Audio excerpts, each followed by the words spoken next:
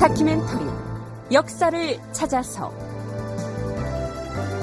제507편 훈민정음 누가 언제 만들었나. 나란 말씀이 둥기게 달아로 시작되는 이 말 혹은 이 문장은 아마 중등교육을 받은 사람이라면 대체로 한 번쯤은 듣거나 혹은 읽어봤을 텐데요. 세종이 훈민정음을 지어서 세상에 내놓으면서 맨 앞에 붙여놓은 어린 말, 즉 어제서문의 첫 대목입니다. 현대어로 고쳐서 읽으면 이러한 내용이 되죠. 나란 말이 중국과 달라서 한자와는 서로 통하지 아니하므로 우매한 백성들이 말하고 싶은 것이 있어도 마침내 제 뜻을 잘 표현하지 못하는 사람이 많도다.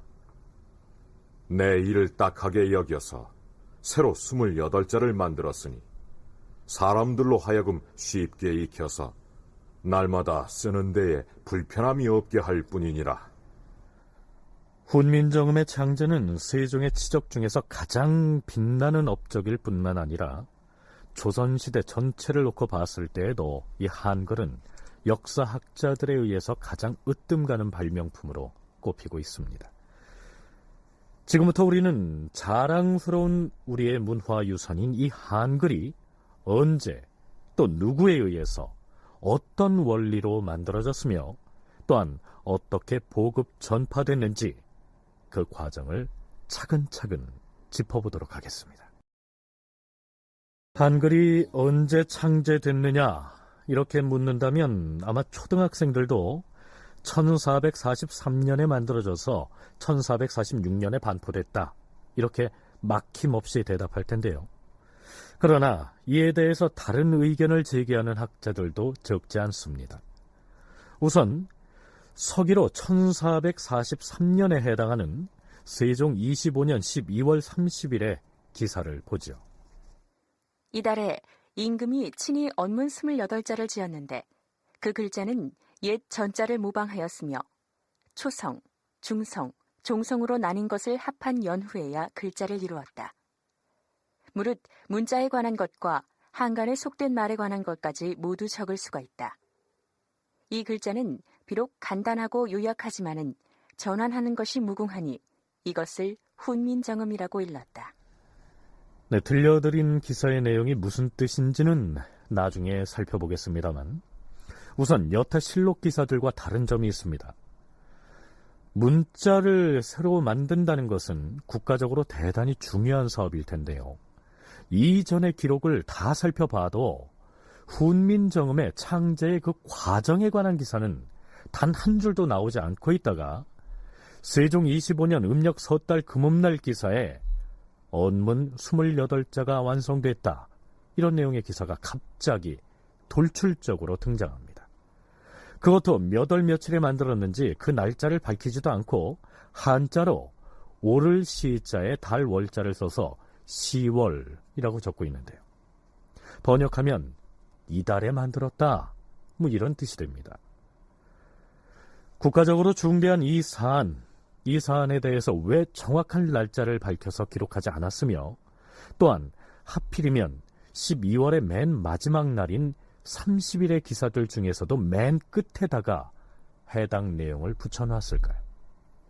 성신여대 오종록 교수의 얘기 먼저 들어보시죠.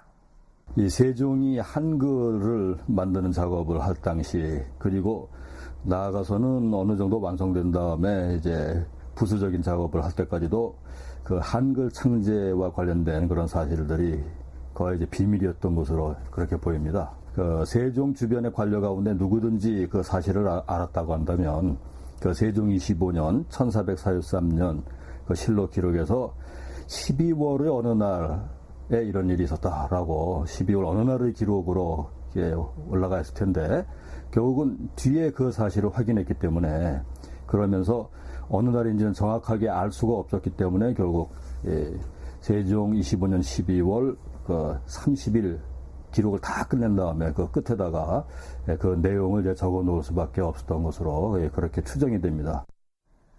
세종이 한글 창제 작업을 비밀리에 진행을 했기 때문에 이 사관을 비롯한 관리들이 한글이 언제 만들어졌는지를 모르고 있다가 나중에 알고 보니 날짜는 모르겠지만 그래도 그해 12월 중에 만들었다는 얘기를 들었다. 그래서 12월의 마지막 날인 12월 30일의 실록 기사들의 맨 끝에다가 이달에 언문 28자를 만들었다. 이렇게 기록했다는 얘기입니다. 그런데 언문 28자를 만들었다는 기사가 나타난 지 2년 9개월쯤 뒤인 세종 28년. 서기론 1446년 9월의 마지막 날인 29일에 세종실록 기사를 보면 앞에서 소개했던 어제 서문이 등장합니다. 그리고 이어서 훈민정음이 어떤 원리로 만들어졌으며 어떻게 사용하는지에 대해서 하나하나 사례를 들어서 자세히 설명하는 훈민정음 해례본이라는 책이 발간됐다고 적고요. 그 서문을 실록에 올려놨습니다. 이 훈민정음 해례본의 서문은 정인지가 지은 것인데요. 우선 세종이 직접 쓴 어제 서문의 내용을 현대어로 바꿔서 앞에서 소개한 것보다 조금 더 길게 소개하도록 하죠. 나란 말이 중국과 달라서 한자와는 서로 통하지 아니하므로 우매한 백성들이 말하고 싶은 것이 있어도 마침내 제 뜻을 잘 표현하지 못하는 사람이 많도다. 내 일을 딱하게 여기어 새로 28자를 만들었으니 사람들로 하여금 쉬이 익혀서 날마다 쓰는데 불편함이 없게 할 뿐이다. 기역은 아음이니 군자의 첫 발성과 같은데 가로로 나란히 붙였으면 규자의 첫 발성과 같고, 기역도 아음이니 쾌자의 첫 발성과 같고, 이응 역시 아음이니 업자의 첫 발성과 같다. 디귿은 서름이니 두자의 첫 발성과 같은데 가로 나란히 붙였으면 담자의 첫 발성과 같고, 티은 역시 서름이니 탄자의 첫 발성과 같고. 자, 이렇듯 한글의 자모를 어떤 원리로 만들었는지, 발음은 어떻게 하는지 등을 세종이 직접 설명하고 있습니다. 그 뒤로 정인지가 지은 훈민정음 해례본의 서문이 소개되고 있는데요. 그 서문 중에 일부를 소개하자면 이렇습니다. 개해년 겨울, 우리 전하께서 정음 28자를 처음으로 만들어 간략하게 그 예를 들어 보이시고 그 명칭을 훈민정음이라 하였다. 물건의 형상을 본떴고 글자는 고전을 모방하고 음은 칠음에 합하여 삼극의 뜻과 이기의 정묘함이 포괄되지 않은 것이 없으니 간략하면서도 요령이 있고 자세하면서도 통달하게 만들었다. 그런 까닭으로 지혜로운 사람은 한나절이 지나기 전에 이것을 이해하고 어리석은 사람이라도 열흘 만에 배울 수 있게 된다. 이로써 글을 해석하면 그 뜻을 알 수가 있으며 이로써 송사를 청단하면 그 실정을 알아낼 수가 있게 된다. 어디를 가더라도 통하지 않는 곳이 없어서 바람소리나 하개 울음소리나 닭 울음소리나 개 짖는 소리까지도 모두 표현해 쓸 수가 있게 되었다. 전하께서 마침내 해석을 상세히 하여 여러 사람들에게 이해시키라고 명하시니 이에 신이 지편전 응교 최항, 부교리 박백년과 신숙주, 수찬 성삼문, 돈영부 주부 강희안, 행 지편전 부수찬 이계와 이설로 등과 더불어 삼가 모든 해석과 법례를 지어서 그 경계를 서술하니 이를 본 사람은 스승이 없어도 스스로 깨닫게 될 것이다. 그러니까 세종이 최항, 신숙주, 성삼문 등의 지편전 학사들에게 명해서 자신이 만든 훈민정음의 원리와 활용 방법 등을 예를 들어서 자세히 풀이하는 책을 만들도록 지시했고, 드디어 그 책 훈민정음 해례본이 완성됐던 것입니다. 앞에서 소개한 정인지의 서문은 세종 28년인 서기 1446년 9월 29일치 실록 기사로 올라 있습니다. 그런데 이때 지었다는 훈민정음 해례본이라는 책은 전해지지 않은 채 그 서문만이 실록에 올라 있었습니다. 그러다가 1943년에 당시로서는 존재 사실만 알려져 있던 훈민정음 해례본이 경북 안동에서 발견됐는데요. 그 해례본에는 정인지가 서문을 쓴 날짜가 1446년 음력 9월 상한으로 되어 있습니다. 이 상한은 상순과 같은 말이죠. 이 기록을 근거로 한글날이 정해졌는데요. 성신여대 오종록 교수로부터 이 10월 9일이 한글날로 정해진 연유를 들어보시죠. 뒷날 한글 반포를 기념하고자 기리고자 훈민정음의 해례본 원본에 말미암는 기록을 이용을 했는데요. 세종 28년 9월 상순에 완성이 되었다라고 그 해례본에 기록이 되어 있습니다. 그래서 그것을 근거로 해서 상순의 마지막 날이 음력 9월 10일이기 때문에 그 1466년 세종 28년 음력 9월 10일을 이 태양력으로 환산을 해서 계산을 했어요. 그렇게 해서 나온 것이 양력으로 10월 9일입니다. 만약에 그 9월 상순이라고 하는 것이 9월 초하루였다고 한다면은 10월 9일이 아니고 9월 30일이 되는 그런 상황일 수도 있는 거죠. 정인지가 훈민정음 해례본에 서문을 쓴 날짜가 1446년 음력 9월 상순인데요. 9월 상순은 9월 1일부터 9월 10일까지를 말합니다. 이 중에서 상순의 맨 마지막 날인 음력 9월 10일을 양력으로 환산하니까 10월 9일이 나온 것이죠. 이 만일에 상순의 첫날인 음력 9월 1일을 훈민정음이 만들어진 날로 잡아서 양력으로 계산을 했으면 이 한글날은 9월 30일이 되는 겁니다. 이러한 계산에 의해서 정해진 한글날을 지금 우리가 세종이 훈민정음을 창제한 날로 해마다 기리고 있는 것이죠. 그런데 우리는 여기서 세종이 한글을 창제한 때가 세종 25년인 1443년일까? 아니면 우리가 한글을 반포했다고 알고 있는 1446년일까라는 근본적인 질문을 다시 던져볼 필요가 있습니다. 세종 25년 12월 30일치 실록 기사를 다시 살펴보죠. 이달에 임금이 친히 언문 28자를 지었는데 그 글자는 옛 전자를 모방하고 초성, 중성, 종성으로 되어 있으며 분명히 세종 25년에 세종이 친히 28자를 만들고 훈민정음이라 했다는 기사가 나오니까 이때 한글이 창제됐다고 봐야 하지 않을까요? 그렇다면 3년 뒤인 1446년의 기사 첫 부분을 다시 살펴보죠. 이달에 훈민정음이 이루어졌다. 1443년의 기사에는 이달에 임금이 언문 28자를 만들었다라고 했고요. 3년 뒤인 1446년의 기사에는 이달에 훈민정음이 이루어졌다라고 했습니다. 한글을 만들었다라고 하는 진짜 기록은 어느 쪽일까요?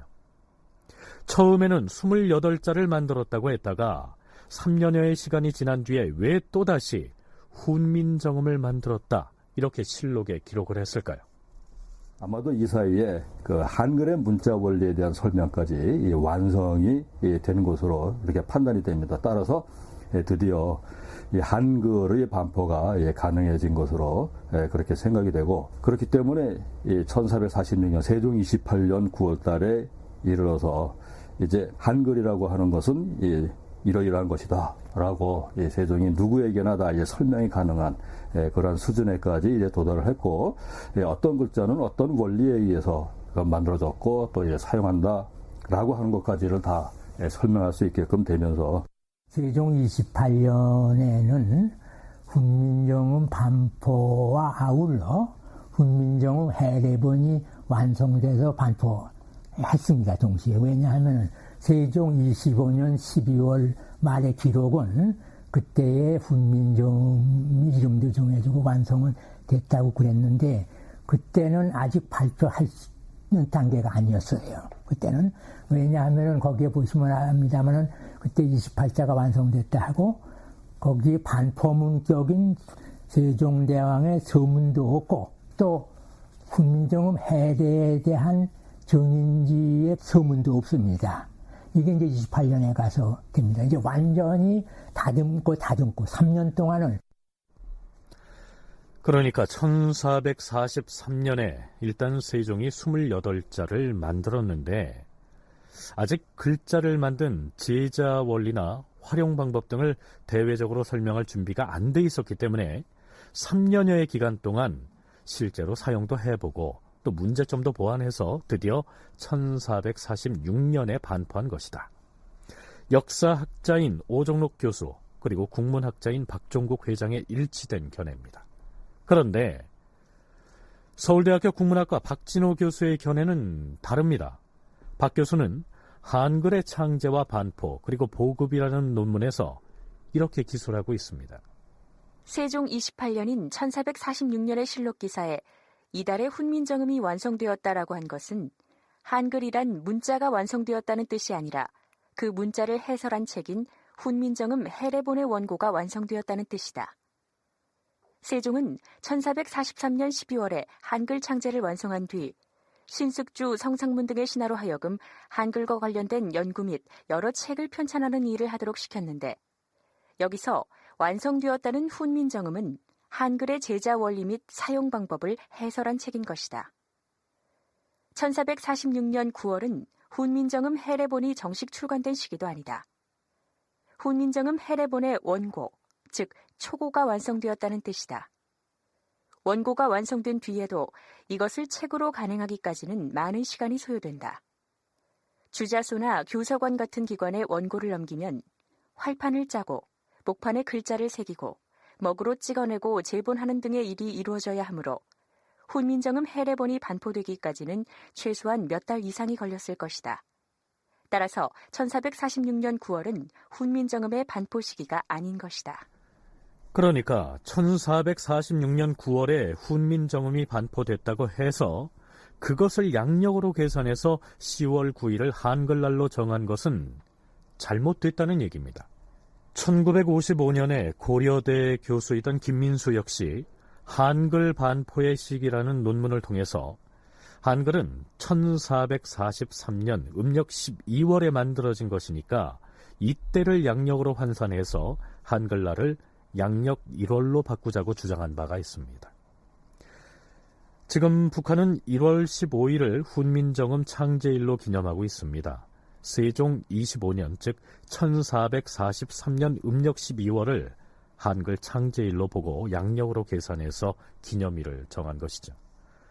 그러나 오종록 교수는 만일 1446년의 기록이 훈민정음 해례본의 완성을 뜻하는 기록이라면 그렇다고 한다면 훈민정음 해례본 완성이다라고 했을 텐데 단순히 훈민정음이라고 한 것으로 봐서는 책이 완전히 완성이 되었다라고 설명하기보다는 훈민정음 원리에 대한 어떤 설명 이런 것들이 다 완성이 되고 아마 해례본이라고 하는 것이 완성이 되었다 할 때는 그걸 다시 또 판각을 하고 인쇄를 하고 하는 일이 이제 진행이 되었겠죠. 그래서 아마 그와 같은 그 경위 속에서 세종과 그와 가까운 몇몇 인물들만이 관여를 해서 한글 창제 작업 또 그에 대한 어떤 원리에 대한 설명 작업 등등이 진행이 되다 보니까 실록의 기록에 그와 같은 각각 세종 25년 12월 마지막 기사 끝에다가 또 세종 28년 9월 마지막 날 마지막 기사 끝에다가 이러이러한 일이 이루어졌다라고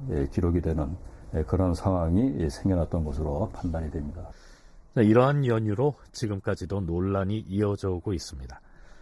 국내 학자들 간에 그리고 남북 학자들 사이에 논의가 진전돼서 남북 통일 이전에 먼저 한글날부터 통일돼야 하지 않겠습니까? 자, 그렇다면 한글은 누가 만들었을까요? 우리는 누구나 한글을 만든 사람은 세종대왕이다. 일단 이렇게 얘기를 하겠죠. 그렇다면 세종이 혼자서 한글을 만들었을까요? 세종대왕이 아무리 독서를 많이 하고 의문에 뛰어난 지식을 갖췄다고 해도 설마 한글을 아무도 몰래 혼자 만들었겠어요? 그러게 말입니다.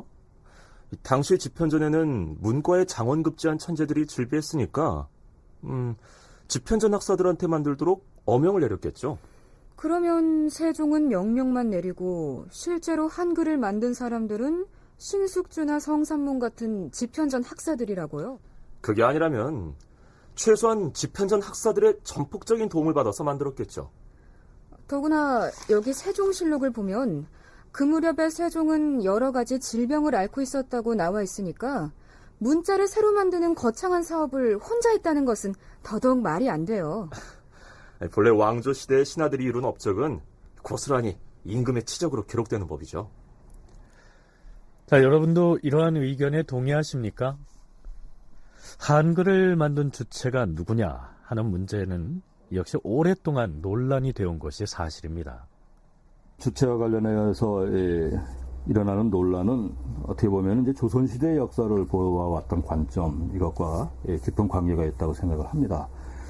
조선의 역사가 전개되어 나오는 그런 과정에서 지배층들, 특히 문신 또는 뭐 학자 관료 이렇게 부를 수 있는 그런 사람들이 결정적이고 또 이제 중요한 역할을 해왔다 하는 것이 일종의 고정관념이죠. 이런 고정관념이 이 한글 창제에 대해서도 당연히 집현전 학사들이 주도적인 역할을 했을 것이다 라고 생각하게 만드는 그런 힘으로 작용하는 그런 점들이 분명히 있습니다. 그러나 기록들을 보면 실상은 전혀 그렇지 않다고 생각이 됩니다. 한글 창제의 주체가 누구냐 하는 문제에 대해서 박진호 교수는 자신의 논문에서 세종이 직접 만들었다는 독창설, 세종이 신하들과 힘을 합쳐서 만들었다는 협찬설, 세종은 지시만 하고 실제로는 신하들이 어명을 받들어서 만들었다고 하는 명제설 등으로 학자들의 주장을 분류해놓고 있습니다. 그런데 오늘날 대부분의 역사학자나 국어학자들은 세종의 독창설 쪽으로 기울고 있습니다. 보통 사람으로서는 할 수 없는 사업을 했기 때문에 이게 어떻게 임금 혼자 이걸 할 수가 있겠는가. 그래서 집현전 학사와 같이 했다. 이런 얘기가 나오는데 그건 절대 아니거든요. 왜냐하면 어느 기독이든지 세종의 독창으로 나옵니다. 우선 훈민정음을 창제기 어른이 해놓으시고 이거를 집현전 학사를 정인지어 놓으시해서 이렇게 이거에 대한 제자 원리를 정리를 해라 이랬습니다. 그래서 이제 거기에 맞춰서 이제 제자 원리를 초성은 어떻게 되고 중성은 어떻게 되고 또 합자는 어떻게 되고 이제 이렇게 해서 말미에 가서 정인지가 해례본에 대한 서문을 씁니다. 실제로 훈민정음 해례본의 서문에서 정인지는 이렇게 쓰고 있습니다. 삼가 생각하건대 우리 전하께서는 하늘에서 나으신 성인으로서 제도와 시설이 100대의 제왕보다 뛰어나시오. 훈민정음의 제작은 전대의 것을 본받은 바도 없이 이루어내셨으니 인간 행위의 사심으로 된 것이 아니다.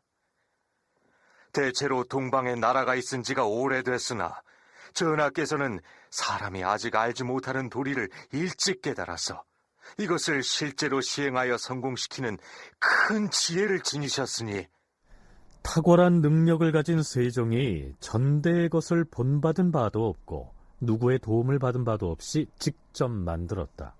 이러한 얘기입니다. 실제로 훈민정음 창제와 관련된 기사들을 살펴보면요. 친히 만들었다. 이런 의미의 친제라는 말이 여러 차례 등장하죠. 그렇다면 신숙주, 성삼문 등이 한글 창제의 중심적인 역할을 했다는 얘기는 어디에 근거해서 일반에 알려지게 됐을까요?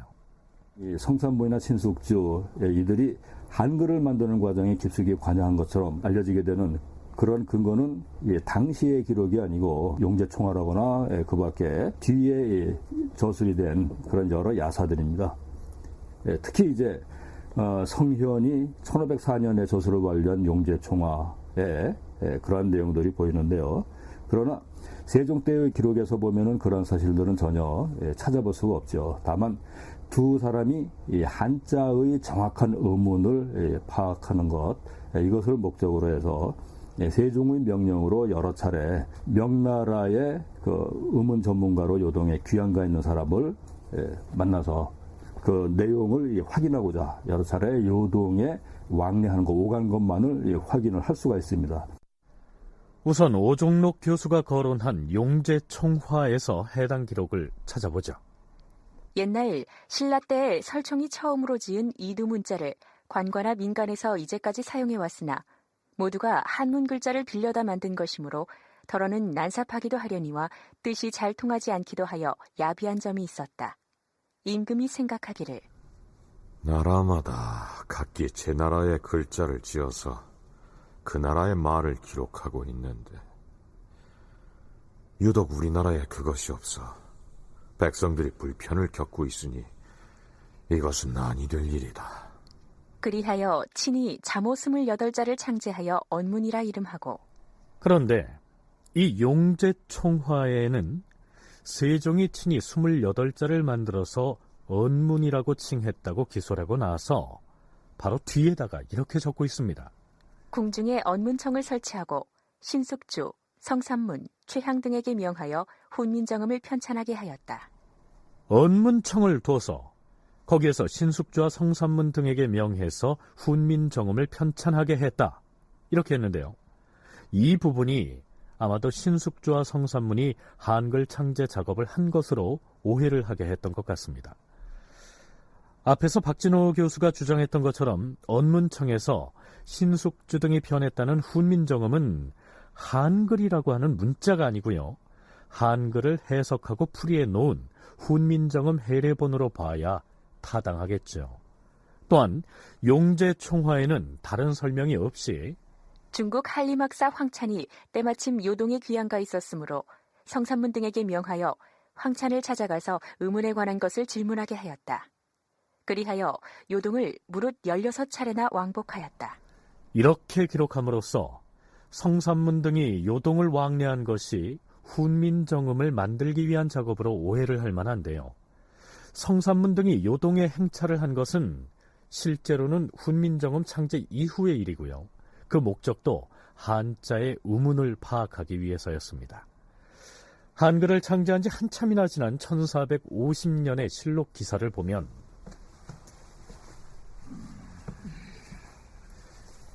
전하, 신 성삼문이옵니다. 신숙주이옵니다. 과인이 그대들을 왜 불렀는지 아는가? 지금 명나라 사신이 와 있사온데 사신 접대 때문이 아니옵니까? 사신을 만나는 일이기는 하나 접대를 위한 것은 아니다. 하오면 운서에 관해서 의문나는 대목을 사신에게 자세히 질문을 해야 할 것이다. 알겠사옵니다, 주상 전하. 이렇게 해서 드디어 사신과의 만남이 이루어지는데요. 성삼문과 신숙주를 태평관으로 데리고 가서 사신에게 안내한 사람은 정인지였습니다. 어서 오세요. 별거 없으셨습니까? 그런데 함께 온 두 젊은이는 무슨 벼슬을 하는 사람들입니까? 이 두 사람은 모두 승문원 관원이고 직책은 부지 승문원사입니다. 그래요. 그런데 무슨 용무로 함께 온 것이요? 우리나라가 중국과 멀리 떨어져 있는 탓에 한자의 바른 음을 정하려 하여도 가르쳐줄 스승이 없어서 배울 수가 없습니다. 그렇다면 지금은 누구에게 배운 음을 사용하고 있지요? 우리나라에서는 처음에 쌍기 학사에게서 음을 배웠는데 쌍기는 중국 동남부의 복건주 사람입니다. 그래요. 복건 땅의 선비가 알려준 음이라면 조선에서 그 음을 사용하는 것이 무난할 것이요. 하오나 여기 있는 이 두 사람이 대인에게서 좀 더 바른 음을 배우고자 하니 대인께서 좀 가르쳐주기를 바랍니다.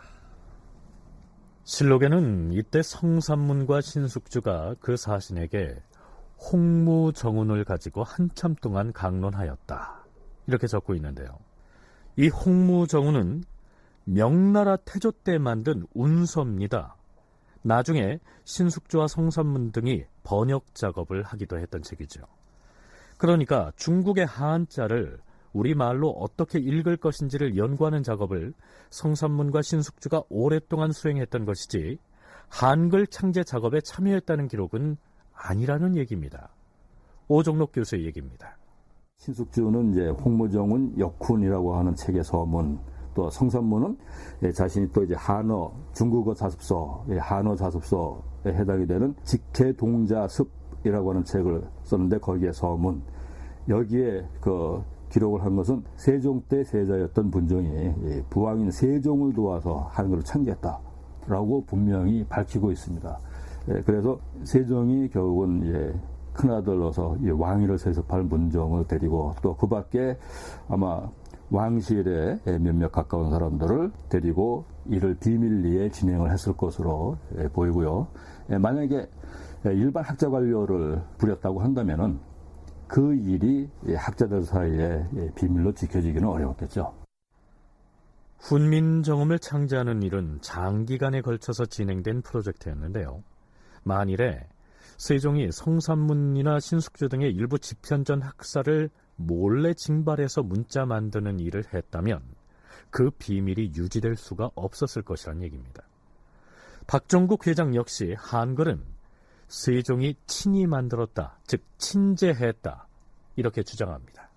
어느 문헌이든지 보면은 이건 세종이 독창으로 나오고 친제로 나옵니다. 다 딴적이라든가 무슨 그 신하들의 그 비문이라든가 문자 그런 데도 보면은 어디까지 훈민정음 해례본 만드는 데는 참여했지만 운서 만드는 참여했지만 훈민정음을 창제하는 데는 자기네들 했다는 기록도 전혀 없습니다. 그렇기 때문에 이건 세종의 친제가 틀림없다. 이건 아주 단언할 수가 있는 것입니다. 요즘에는 이제는 과거에 잘못 들었거나 교과서 잘못된 것은 이제 고쳐져야 될 단계가 왔습니다. 그러나 여러 기록이나 정황으로 미루어서 당시의 세자이던 문종과 뒷날 세조가 되는 수양대군 그리고 안평대군 등 세 왕자가 세종이 주도한 한글 창제 작업을 도왔던 것은 사실로 보입니다. 바꿔 말해서 당시의 한글 창제 작업은 세종이 왕실 사업으로 수행했던 것이죠.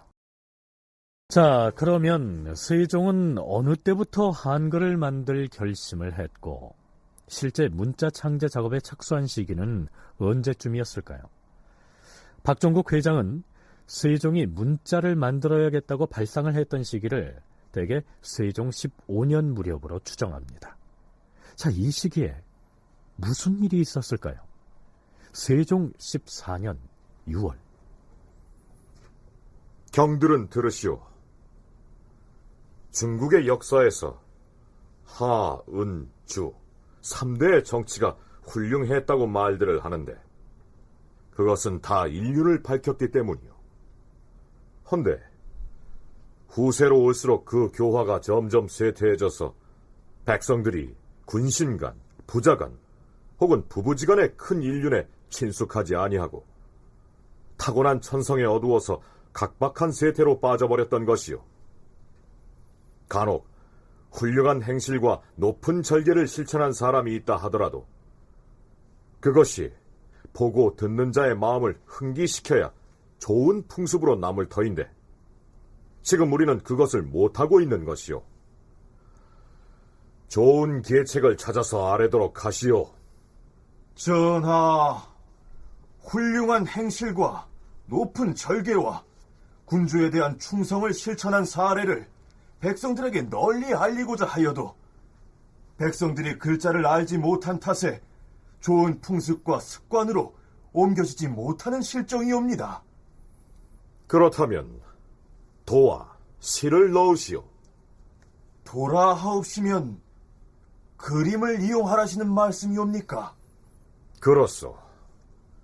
효자와 충신과 연료로서 그 공덕이 우뚝이 높아서 본보기가 될 만한 자들을 각각 100인씩 찾아내서 앞에는 그 형용을 그림으로 그리고 뒤에는 그들이 실천한 사실들을 글로 기록하고 거기에다 시를 지어붙여서 백성들에게 널리 알리도록 하시오.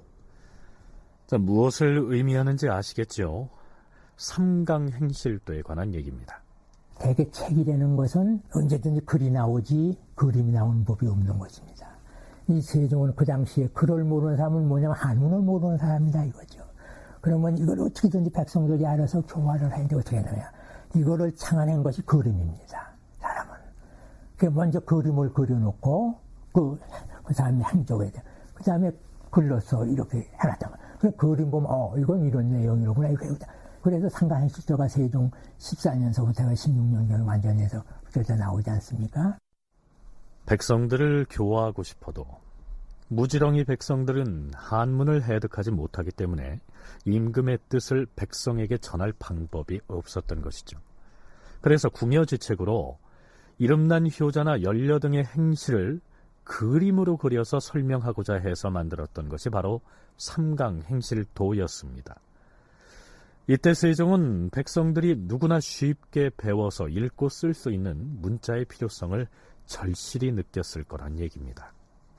그렇다면 이 시기 세종은 문자 창제를 궁리할 정도로 가령 의문에 관련된 지식을 갖추고 있었을까요?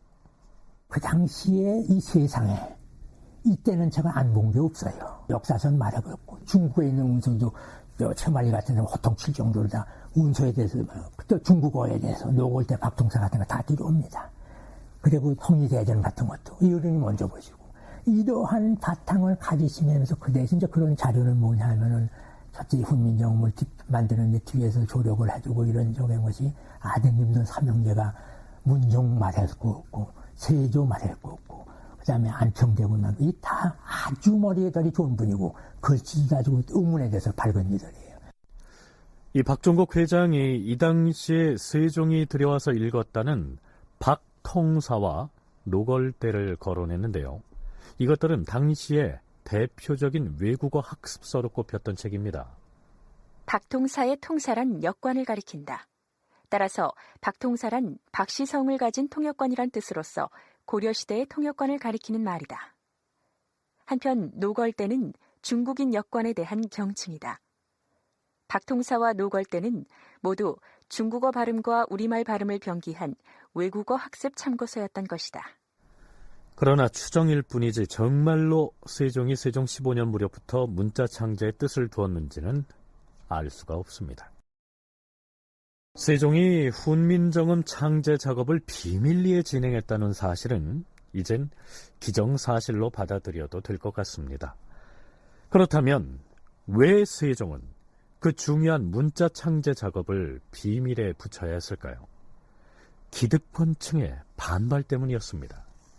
중국의 문자를 매우 이제 고귀한 내지는 이제 성스러운 문자로 간주를 해서 사용을 하던 조선의 지배층들 그 입장에서 생각을 하면은 이건 뭐 날벼락과 비슷한 그런 것일 수도 있죠. 우리만 그런 것이 아니고 이 세계적으로 정근대 사회에서의 문자라고 하는 것은 일반적으로 이 지배층만이 독차지하는 그런 전유물입니다. 문자는 한편으로는 그 기록을 하는 그런 수단이고, 그래서 말을 기록을 하는 그런 수단이고, 그런 수준에서부터 이해를 할 수 있지만 좀 더 깊이 들어가면은 지식을 기록을 하는 것이고, 나아가서는 그 지식을 세습을 해 나갈 수도 있는, 즉 이어져 갈 수 있는 그런 수단인 것이죠. 만일에 세종이 문자 창제의 뜻을 두고서 집현전의 관리들에게 공식적으로 이렇게 말했다면 어떤 일이 일어났을까요? 경들은 들어라. 우리나라에서 쓰는 말은 중국말과는 다르다. 따라서 우리말을 한자로 적어서는 서로 뜻을 통할 수가 없다. 그러니 어리석은 백성들이 조정에나 임금에게 말하고 싶은 것이 있어도 제 뜻을 표현하지 못하는 사람이 많다. 어찌 만 백성의 어버이로서 이 딱한 사정을 두고 볼 수만 있겠는가?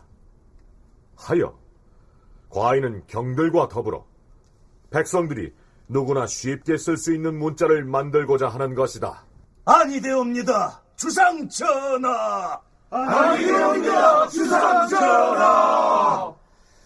네, 아마도 집현전 관리들 중에서는 실질적인 최고 책임자였던 부제학 최만리가 앞장서서 반대를 하고 나섰겠죠. 이 최만리는 생년, 즉 태어난 해가 미상입니다.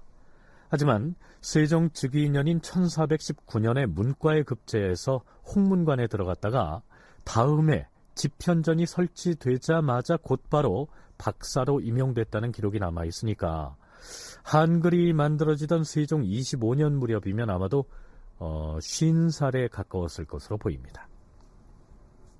백성들의 편리를 위하여 백성들이 쉽게 쓸 수 있는 글자를 만들겠다는데 어찌하여 아니 된다는 것인가? 우리 조선은 개국 이후로 지성스럽게 대국을 섬겨 한결같이 중화의 제도를 받들어 왔사온데 어찌 이와 같은 법도를 어기고 업문을 창작한다 하시옵니까?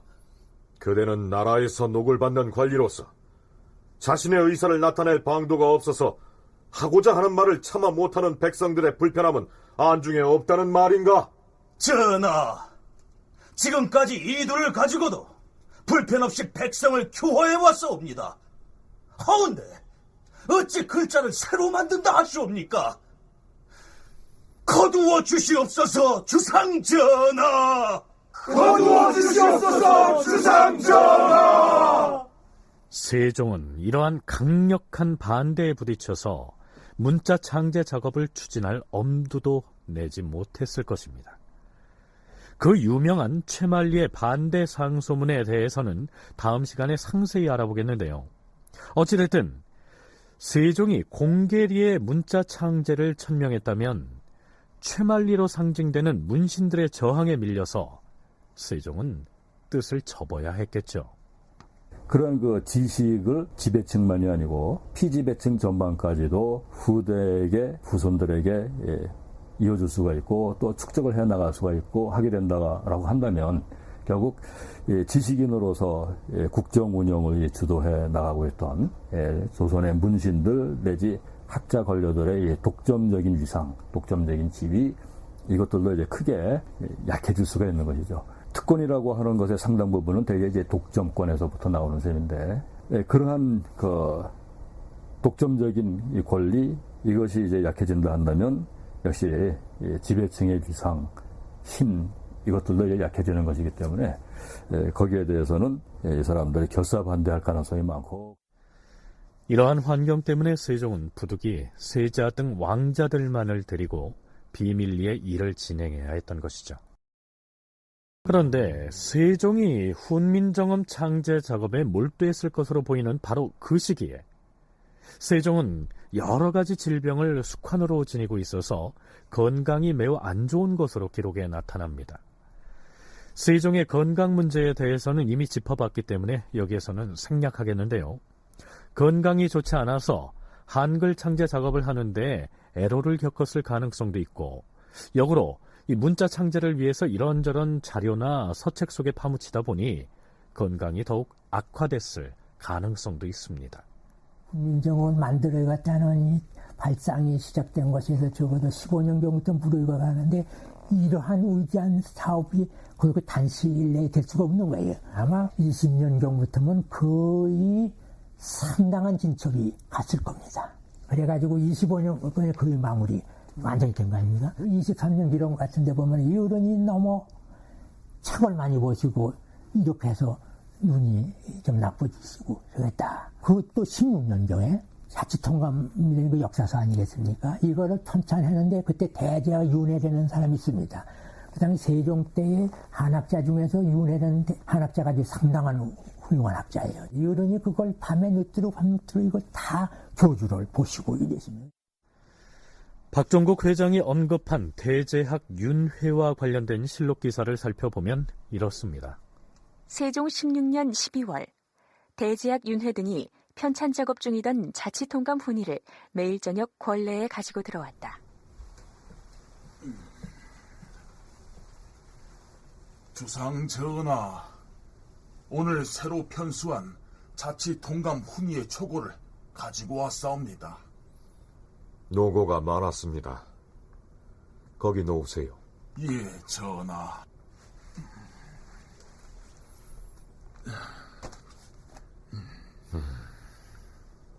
그 전에 집필한 것은 과인이 일일이 정독을 하여 고칠 것은 고치고 결락된 것은 채워놓고 하였으니 자, 가지고 가서 한 번 더 검토를 하세요. 그런데 임금은 자치통감 훈의 초고의 오류를 교정하는 일을 밤중에 이르도록 계속하였다. 이날 임금이 윤회에게 말했다. 과인이 요즘 이 글들을 검토하고 교정하는 일을 해보니 독서하는 것이 얼마나 유익한 것인지를 실감했어요. 서책을 읽을수록 청명이 날마다 더해지는 것을 느끼고 잠을 덜 자도 피곤하지가 않습니다.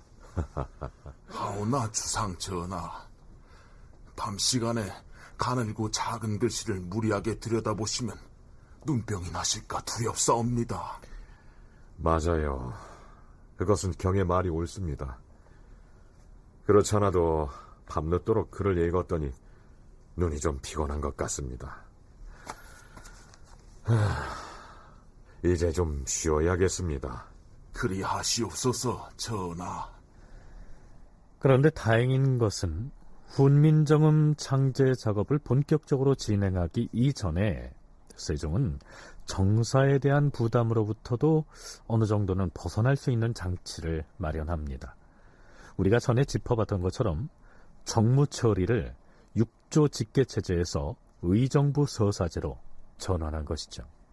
그동안에 그 의정이 이조 판서나 병조 판서의 일을 일종의 겸직의 형태로 해서 관리 내지 감독할 수 있었던 그런 제도가 있었는데, 그런 것들도 이제 폐지를 하고, 또 이제 인사제도와 관련해서 의정들이 개입하는 그런 수준도 전보다는 이제 약화시키고 등등의 조치를 취한 다음에 의정부 서사제를 진행하는 것이기 때문에 왕권이 강화된 상태, 또 그동안에 이루어진 여러 가지 제도적인 변화, 이런 것을 바탕으로 해서 세종 18년 이때쯤 되면은 그것이 이제 가능했다고도 보고, 그리고 한편으로는 이제 세종의 건강의 악화설, 이것도 생각을 할 수가 있는데, 다른 뚜렷한 무엇인가 이제 계기를 생각을 한다면은 역시 그 한글을 만드는 작업을 그때 본격화했을 수가 있다. 그 이전까지는 임금이 요즘으로 치면 각 행정부처에 해당하는 이조, 호조, 예조, 병조, 형조, 공조 등 6조의 업무를 직접 보고받고 지시하는 방식의 6조 직할체제로 정사를 운영해 왔었는데, 세종 18년부터는 일단 의정부의 정승들이 1차적으로 6조의 업무를 관장하도록 이 체제를 바꾼 것입니다. 그래서 어떤 연구자는 세종이 한글 창제에 전념하기 위해서 행정 업무의 부담을 상당 부분 내려놨던 것이 아닌가, 이렇게 추측을 하기도 합니다.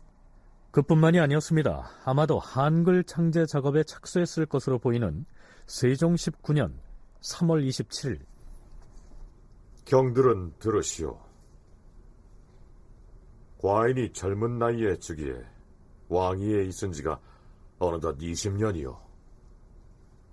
그런데 요즘 들어 임금으로서 나라를 다스린 공효가 나타나기는커녕 해마다 수재가 계속돼서 기근이 끊이지 않고 변방에서는 이웃의 도적들이 자주 경계를 넘어와 서열을 일으킬 뿐 아니라 간사한 도둑들이 날마다 불어나서 무릇 100가지 시책을 써봐도 뉘우침만 쌓이고 있으니 과인에게 지워진 무거운 짐을 이기지 못할까 두려워하는 바이오. 그런 탓에 과인은 이 자리를 물러나 피함으로써 하늘의 견책에 답하고자 했던 것이오. 하지만 지난해 가을부터 대신들에게 의논을 했으나 대신들이 한사코 불가하다 고집을 하여 뜻을 접었던 것이오. 대신들은 또한 과인이 아직 늙지 않았으므로 이 의논을 받아들일 수 없다고 하였소. 물론 과인이 이제 겨우 40살을 조금 넘겼으니 옛사람들의 말에 따르면 아직 게으름을 피울 때가 아닌 것은 알겠소. 그러나 왕위에 있은 지가 이미 오래됐고 예지가 이미 쇠하여서 실상은 90세의 늙은이와 다름이 없소. 또한 병이 있어서 이른 아침부터 밤늦게까지 정사를 듣기가 참으로 견디기 어렵소. 세자는 장차 왕위를 잇고 종묘의 제사를 주관할 사람으로서 앞으로 국가를 맡을 책임이 있는데 지금 나이가 이미 20살이 넘었고 경전과 사기를 고루 읽었으며 바야흐로 직위가 한창 왕성하여 능력이 있을 만한 때이요. 그러므로 과인은 세자에게 나란 일을 맡게 하려는 것이오. 아니 되옵니다, 주상 전하. 아니 되옵니다, 전하. 아니 되옵니다, 전하. 세종은 이때부터 수차례에 걸쳐 세자에게 대리 청정을 시키겠다고 천명했지만 번번이 신하들의 반대로 뜻을 이루지 못하다가 결국 한글 창제 이후인 1445년에 가서야 신료들의 동의를 얻어냅니다. 세종이 세자에게 대리 청정을 하겠다고 나섰던 데에는 물론 여러 가지 목적이 있었겠지만 그 중에서도 한글 창제에 전념하고자 하는 의도도 깔려 있지 않았었을까요?